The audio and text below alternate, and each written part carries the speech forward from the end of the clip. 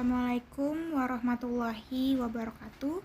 Perkenalkan, nama saya Wulandar Nadila dengan NIM 1905117.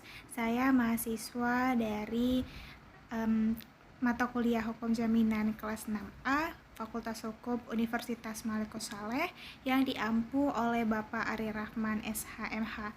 Di sini saya akan mempresentasikan hasil PowerPoint saya yang berjudul Hipotek Kapal Laut. Langsung saja, yang pertama ada pengertian hipotek.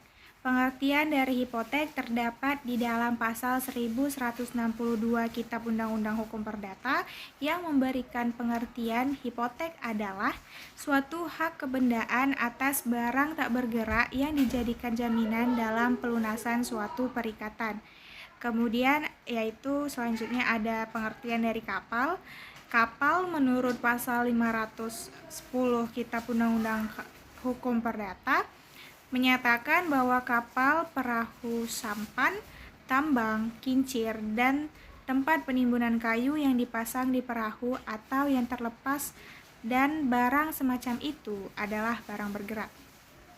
Hipotek kapal adalah hak jaminan kebendaan atas kapal yang terdaftar untuk menjamin pelunasan utang, yang memberikan kedudukan yang diutamakan kepada kreditur tertentu terhadap kreditur lain.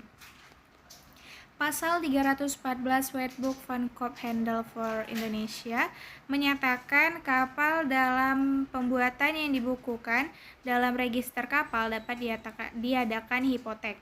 Undang-Undang Republik Indonesia Nomor 17 Tahun 2008 tentang pelayaran menyatakan kapal yang telah didaftarkan dalam daftar kapal Indonesia dapat dijadikan jaminan utang dengan pembebanan hipotek atas kapal. Hal ini terdapat dalam pasal 60 ayat 1. Selanjutnya ada asas-asas hipotek. Yang pertama itu ada asas publikasi. Asas ini mengharuskan hipotek itu didaftarkan supaya diketahui oleh umum. Hal yang didaftarkan itu adalah akta hipotek. Akta hipotek adalah akta autentik yang dibuat di hadapan Syah Bandar setempat. Yang kedua ada asas spesifikasi. Asas ini mengharuskan hipotek diletakkan di atas benda tidak bergerak berupa kapal yang ditunjuk secara khusus menurut ketentuan Undang-Undang Republik Indonesia Nomor 17 Tahun 2008 tentang pelayaran. Selanjutnya ada dasar hukum hipotek kapal laut. Yang pertama ada pasal 1162 sampai dengan pasal 1232 Kitab Undang-Undang Hukum Perdata. Yang kedua itu ada pasal 314 sampai dengan pasal 316 Kitab Undang-Undang Hukum Dagang. Yang ketiga ada Undang-Undang Republik Indonesia Nomor 17 Tahun 2008 tentang pelayaran dari bab 6 pasal 60 sampai dengan pasal 66. Kemudian yang keempat ada Konvensi Internasional tentang Piutang Maritim dan Mortgage 1993 dan ditetapkan melalui Peraturan Presiden Republik Indonesia Nomor 44 Tahun 2005 tentang pengesahan internasional. Kemudian ada subjek dan objek hipotek kapal laut.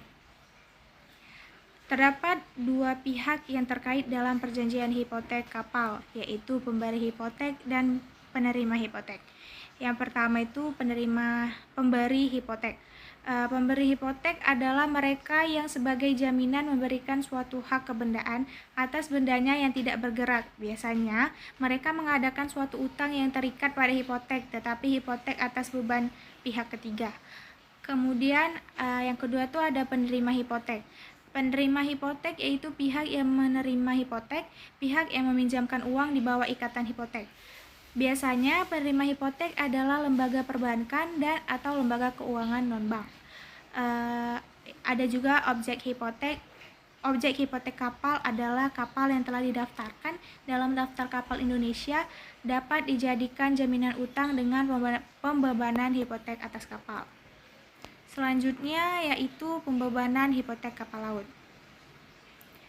Pembebanan hipotek atas kapal dilakukan dengan pembuatan akta hipotek oleh pejabat, pendaftar, dan pencatat balik nama kapal di tempat kapal didaftarkan dan dicatat dalam daftar induk pendaftaran kapal. Hal-hal yang harus dipertimbangkan dalam pelaksanaan hipotek kapal laut adalah: 1. Kapal yang dibebani hipotek harus jelas tercantum dalam akta hipotek. Yang kedua, perjanjian antara kreditur dan debitur ditunjuk dengan perjanjian kredit atau yang merupakan syarat pembuatan akta hipotek. Yang ketiga, nilai kredit yang merupakan nilai keseluruhan yang diterima berdasarkan barang yang dijaminkan. Yang keempat, nilai hipotek dikhususkan pada nilai kapal. Yang kelima, pemasangan hipotek seyogyanya sesuai dengan nilai kapal dan dapat dilakukan dengan mata uang apa saja, sesuai dengan peraturan perundang-undang yang berlaku. Prosedur dan syarat-syarat yang dipenuhi dalam pembebanan hipotek adalah: pemohonan mengajukan permohonan kepada pejabat, pendaftar, dan penjabat balik nama dengan mencantumkan nilai hipotek yang akan dipasang. Sedangkan dokumen-dokumen yang harus dilampirkan kepada pejabat tersebut tergantung kepada para pihak-pihak yang menghadap. Selanjutnya itu ada jangka waktu perjanjian hipotek kapal laut. Yang pertama itu kredit jangka pendek, merupakan kredit yang memiliki jangka waktu kurang dari 1 tahun atau paling lama 1 tahun dan biasanya digunakan untuk keperluan modal kerja. Contohnya untuk peternakan atau kredit peternakan ayam, atau jika untuk pertanian misalnya tanaman padi ataupun palawija. Yang kedua tuh ada kredit jangka menengah. Kredit jangka menengah ini berkisar antara 1 tahun sampai dengan 3 tahun dan biasanya kredit ini digunakan untuk melakukan investasi.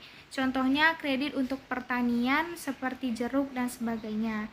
Kredit jangka panjang merupakan kredit yang masa pengembaliannya paling panjang. Kredit jangka panjang waktu pengembaliannya di atas 3 atau 5 tahun. Biasanya kredit ini untuk investasi jangka panjang seperti perkebunan atau kredit perumahan. Jangka waktu perjanjian hipotek bergantung pada perjanjian pokok antara para pihak, yaitu debitur dan kreditur.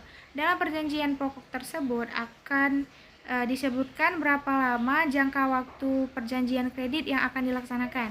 Berdasarkan jangka waktu tersebut, untuk perjanjian kredit dengan menggunakan hipotek kapal adalah dengan menggunakan kredit dengan jangka waktu yang panjang, karena hipotek kapal merupakan investasi jangka panjang dan memerlukan biaya yang besar untuk membiayai sebuah kapal.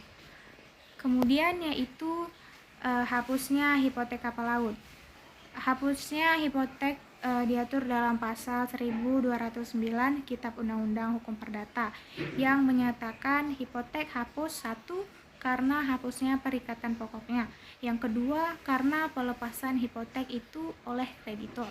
Yang ketiga, karena pengaturan urutan tingkat oleh pengadilan dan seterusnya.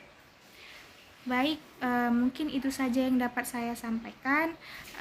Lebih kurangnya saya mohon maaf.